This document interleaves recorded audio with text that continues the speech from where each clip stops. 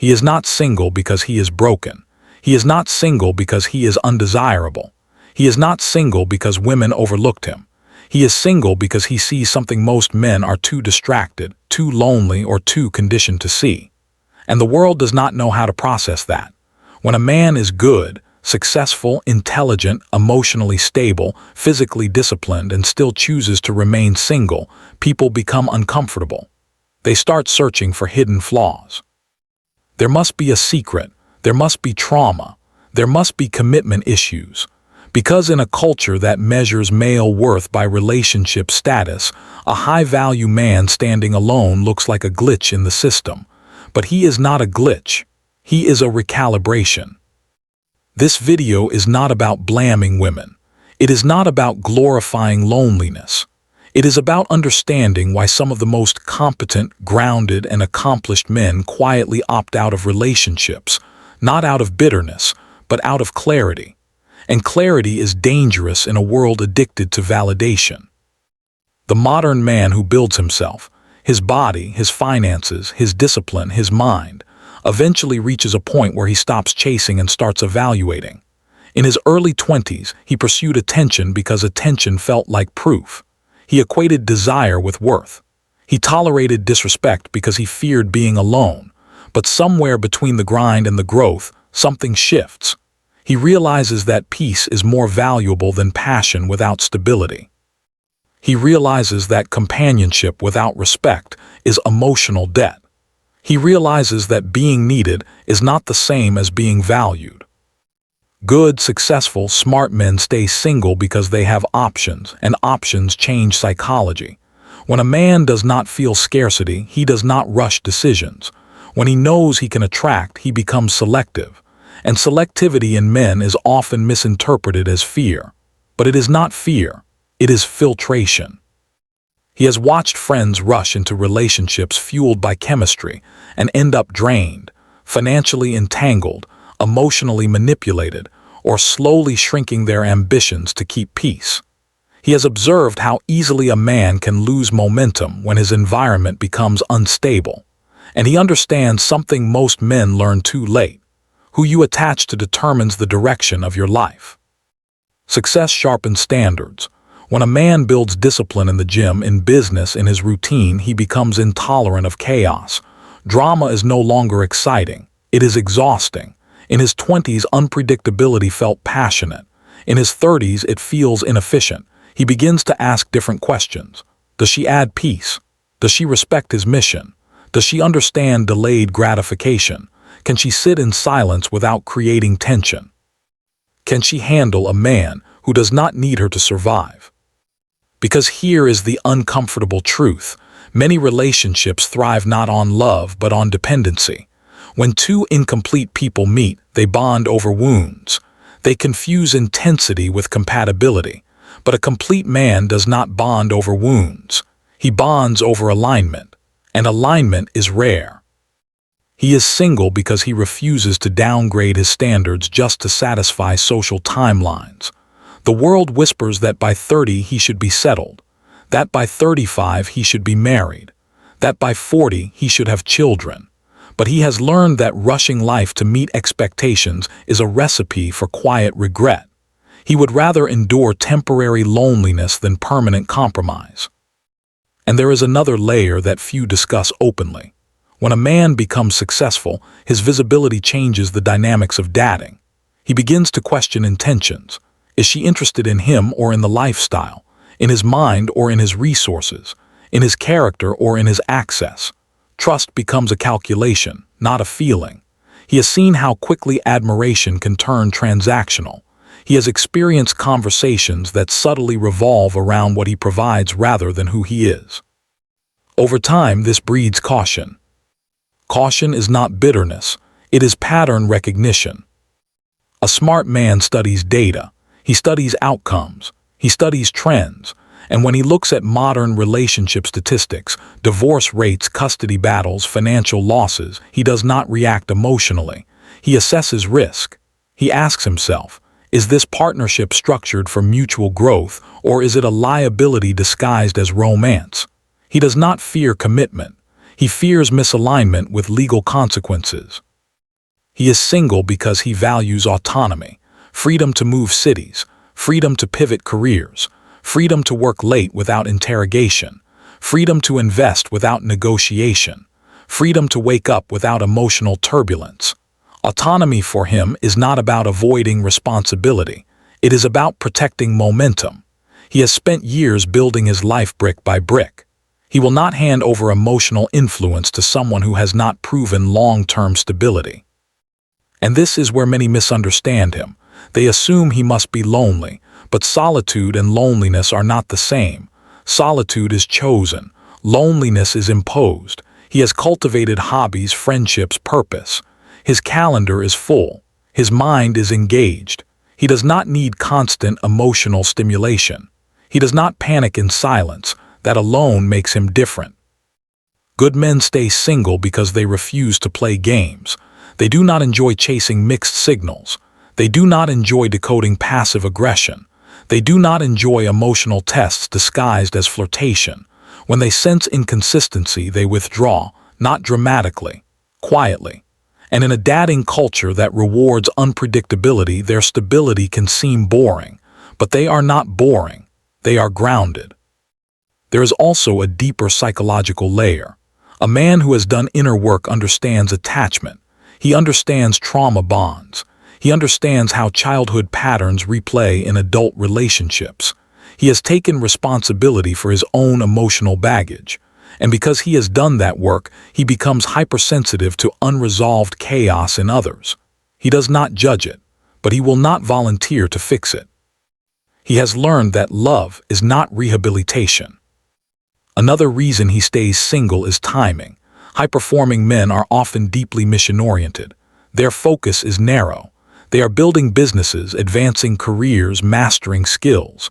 Relationships require time, emotional energy, presence. He knows that if he cannot show up fully, he would rather not show up at all. He does not want to offer fragments. He wants to offer fullness. And until his foundation feels secure, he prioritizes the mission. This is not selfishness, it is sequencing.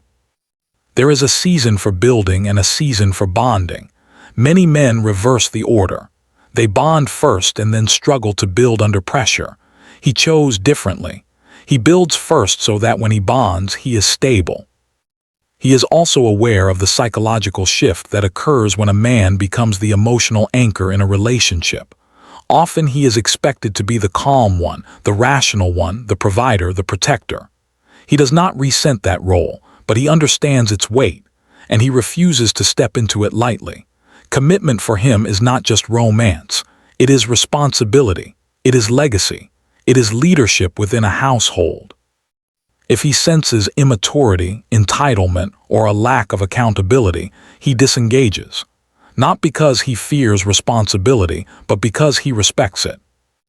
And then there is the uncomfortable reality of modern dating culture.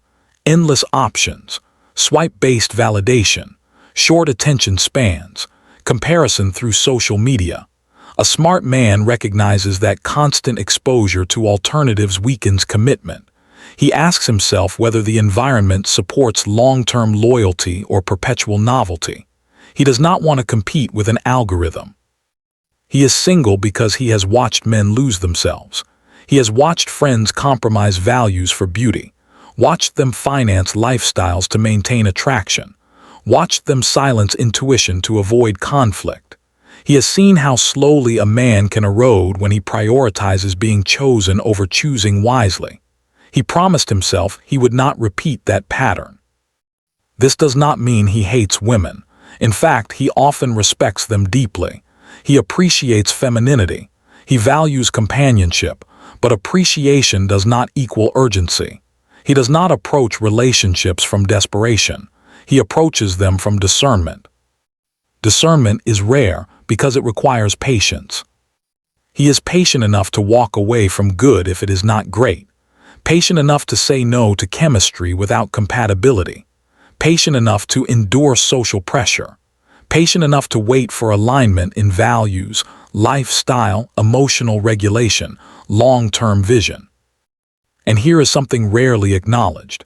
As a man becomes more intelligent and self-aware, his tolerance for superficial conversation decreases. He craves depth. He wants to discuss ideas, philosophy, future plans, psychological patterns. When interactions remain surface level, celebrity gossip, endless small talk, validation loops, he disconnects. Not arrogantly, quietly. Because intellectual loneliness inside a relationship feels worse than being physically alone. He is single because he refuses to shrink. Many high-performing men have experienced relationships where their ambition was subtly resented, where long work hours were framed as neglect, where growth was interpreted as emotional distance. Over time, they learned that not everyone can handle a man obsessed with mastery. Instead of dimming themselves to preserve comfort, they choose environments that celebrate expansion. And sometimes the truth is simpler. He enjoys his life. He enjoys waking up without negotiation. He enjoys investing in himself. He enjoys peace. Society underestimates how powerful peace is to a man who has fought chaos. But let us go deeper. There is an evolutionary layer beneath all of this. Historically, men were measured by provision and protection. In modern environments where physical survival is less threatened, the psychological role of a man has shifted. Many men are reevaluating what partnership means when survival is not the primary driver. A smart man does not seek a relationship to prove masculinity. He seeks it to enhance life. If enhancement is absent, he abstains. There is also the legal dimension that high-achieving men analyze. Marriage is not only emotional, it is contractual. He understands that emotional decisions tied to legal contracts require extraordinary caution. He studies worst-case scenarios not because he expects them, but because he respects reality. And when risk appears asymmetrical, he hesitates. Again, not out of fear, out of calculation. Some men are single because they are healing. Success does not erase heartbreak. Intelligence does not immunize against betrayal. A good man who once loved deeply and lost deeply becomes more deliberate. He does not want casual replacements. He wants intentional rebuilding. And until he trusts his own judgment again, he remains alone.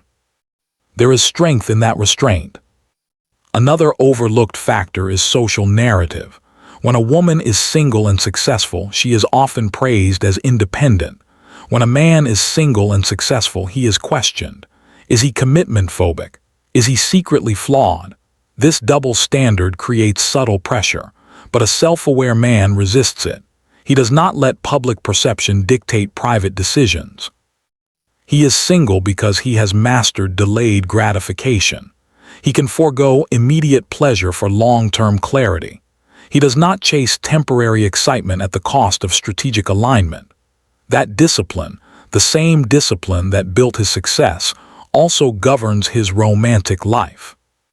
And yes, sometimes he is simply tired of performing, tired of proving, tired of being evaluated for status rather than substance, tired of initiating conversations that lead nowhere, tired of investing energy into people who are still exploring identity.